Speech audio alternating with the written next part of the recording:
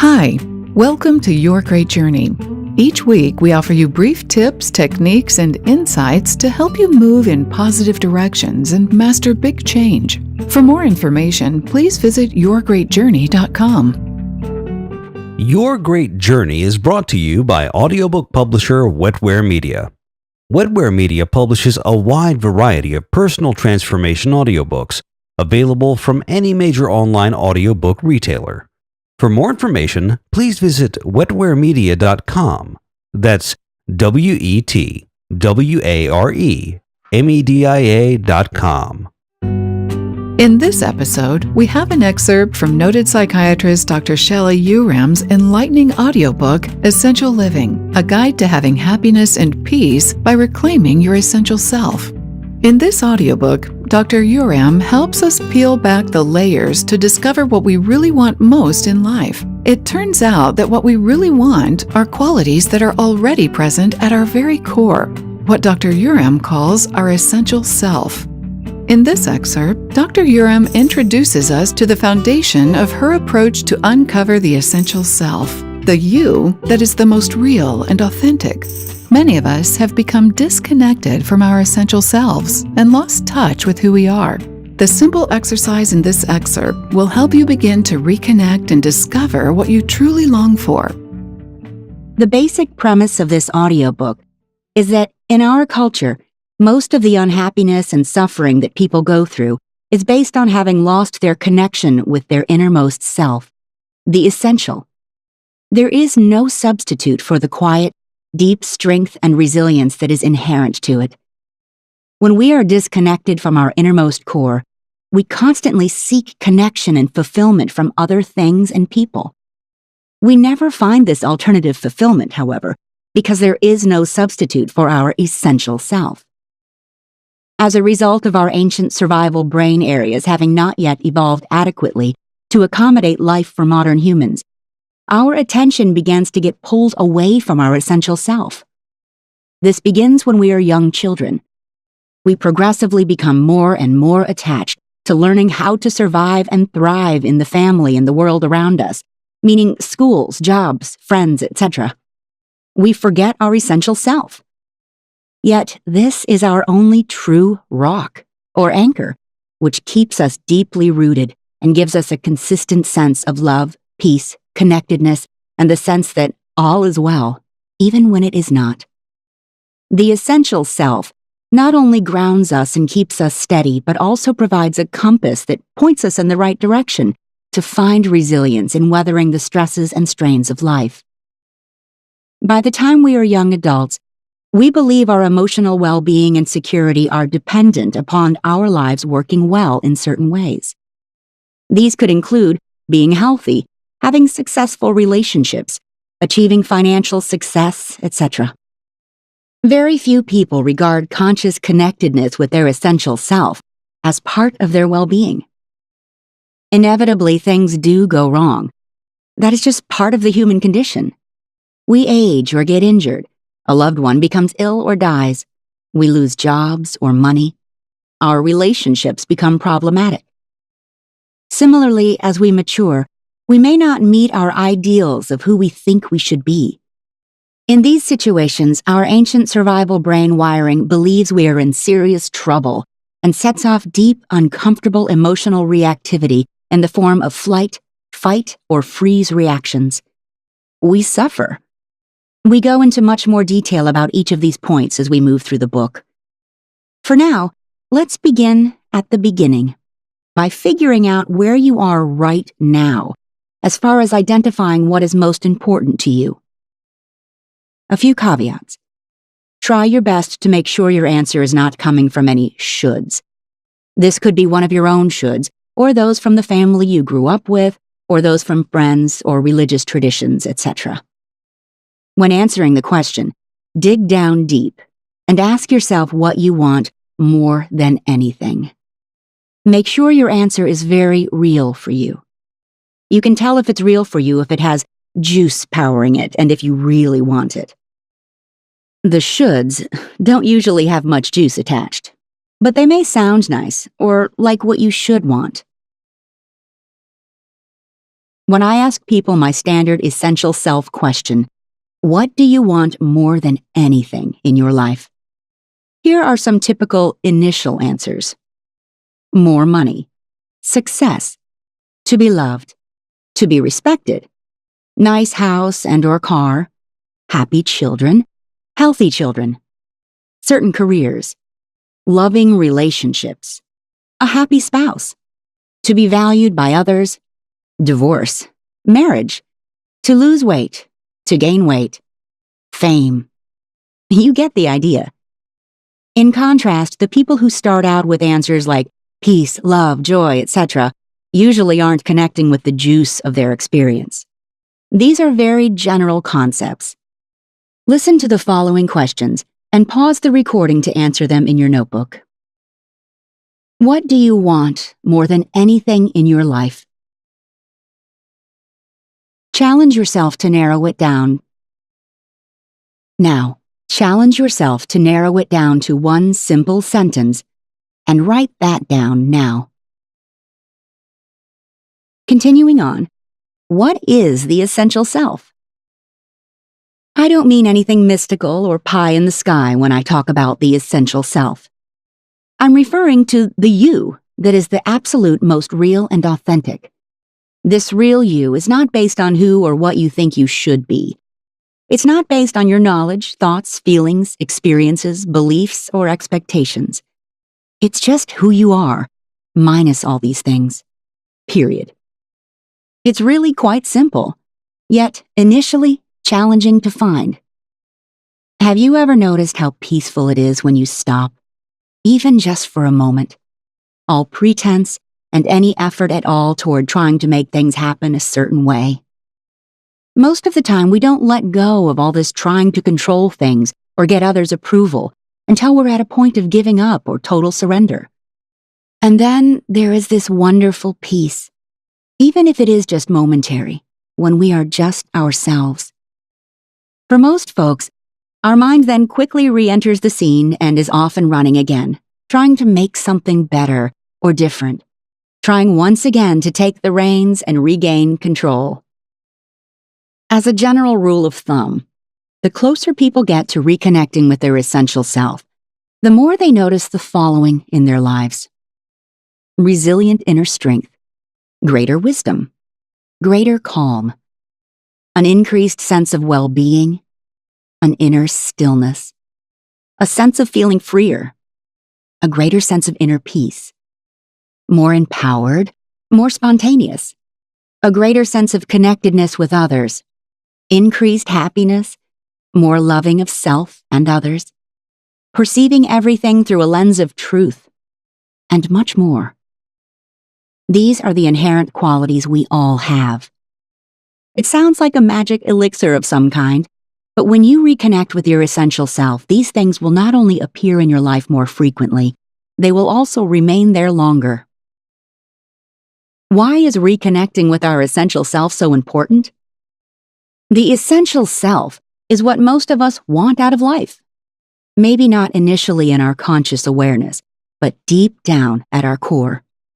When you begin to remove some of the blockades created by our out-of-date ancient survival brain, you will likely find your essential self calmly awaiting your return.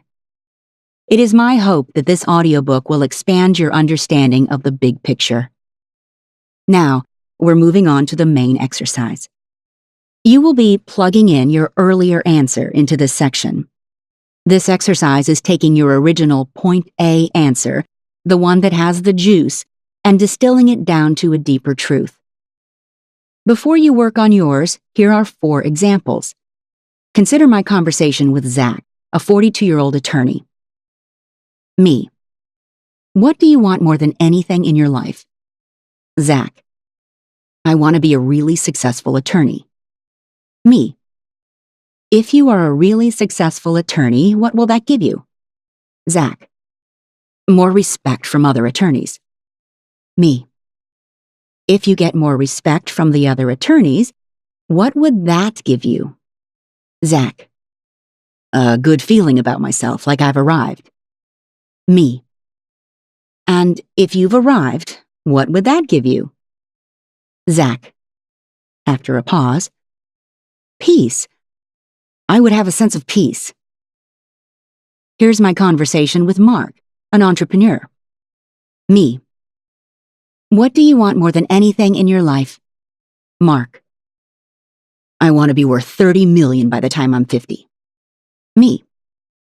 If you're worth 30 million by the time you are 50, what would that do for you? Mark. I'd know I'm really successful, that I'm one of the big players. Me. If you are one of the big players, what would that bring you? Mark. Like, I'm free. Now consider my conversation with Lucy, a mom and real estate broker. Me. What do you want more than anything in your life? Lucy. For my children to be healthy and happy. Me. If your children are healthy and happy, what would that bring you? Lucy. I wouldn't worry so much. Me. If you don't worry so much, what would that bring you? Lucy. After a pause. Peace.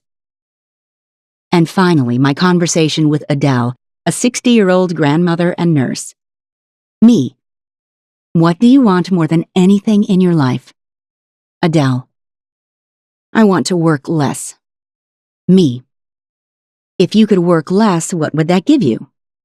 Adele. I could spend more time with my grandkids. Me. If you spend more time with your grandkids, what would that bring you? Adele. I feel love and happiness when I'm with them. Joy. When I asked my first question, what do you want more than anything in your life, to 4 different people, I got 4 different, yet fairly typical responses. Zach told me he wanted to be a really successful attorney. Lucy told me she wanted her children to be healthy and happy. Mark said he wanted to be worth a lot of money by the time he turned 50 years old, and Adele said she wanted to work less. All of these are admirable external goals: success, family, wealth, and less work stress. But none of these initial answers struck at the true essence of what they really want most in their lives. However, with guided questioning, each of these wonderfully unique people was able to distill his or her initial response to its purest and most essential form. Zach's desire for career success boiled down to a desire for peace. Lucy's desire for healthy and happy kids boiled down to a desire for peace. Mark's desire for financial success boiled down to a desire for a sense of freedom. And Adele's desire to work less boiled down to love, happiness, and joy. I have asked thousands of people this question. However varied their initial answers may be, almost 100% of their answers boil down to the inherent qualities of the essential self. The 5 most common final answers are peace, happiness or joy, a sense of freedom, a sense of connectedness, and love. Caveat. Similar to the original warning from your initial answer earlier in this chapter, you might be tempted to skip over some of your steps by jumping straight to the qualities of the essential self. For example, you might want to immediately answer peace or happiness. And that may in fact turn out to be your ultimate answer, but jumping straight to the end game won't actually help you in this exercise. Instead, work the process from start to finish by following your juice each step of the way. Focus on what feels real and meaningful for you in this very moment. Let's begin. Have your notebook ready. What do you want more than anything in your life? Write down your answer from the earlier exercise. And make sure you narrow your answer down to 1 sentence if you haven't already done so. Good. Now sit quietly and calmly to answer these questions. If you had this, the answer you just gave, what would it give you? If you had this, the answer you just gave, what would it give you? Next, if you had this, the answer that you just gave, what would it give you? And finally, if you had this, the answer you just gave, what would it give you? In case you haven't figured it out, you need to repeat this line of questioning until you can carry it no further. Eventually, try to end up with a one-word answer. Write that answer in your notebook. Now, most likely the answer you just gave contains one or two of some of the qualities of the essential self. If not, don't worry. You will likely gain greater and greater clarity as we go on. As I briefly mentioned in the introduction, the overwhelming majority of people I've had the honor of speaking with soon before they passed on stated the same thing. They each described that since death was to come soon, they had become aware that their priorities had been incorrect. Self-inquiry about what was most important to them and their life, and their aligning their life with this priority in the short time they had remaining was what really counted. Almost all of them expressed regret that they hadn't had these realizations earlier in their lives. The common pattern showed that they had lived their lives primarily out of trying to gain others' approval, keep their own approval, keep their families happy, etc. Once they found out that their life was ending, they described a sudden clarity for what is really important to them. We are here to wake up out of the outdated and overreactive survival brain dream. Please don't wait until the end of your life. Thanks for listening to this excerpt from the audiobook Essential Living, a guide to having happiness and peace by reclaiming your essential self. You can purchase the complete audiobook from any major online audiobook retailer. If you'd like more information, please visit yourgreatjourney.com. Please be sure to subscribe to the show so you don't miss an episode. And if you like the show, please rate it and review it. And please share it with friends who might also enjoy it. Thanks for listening. Have a great week. Your Great Journey is brought to you by audiobook publisher Wetware Media. Wetware Media publishes a wide variety of personal transformation audiobooks available from any major online audiobook retailer. For more information, please visit wetwaremedia.com. That's WETWAREMEDIA.com.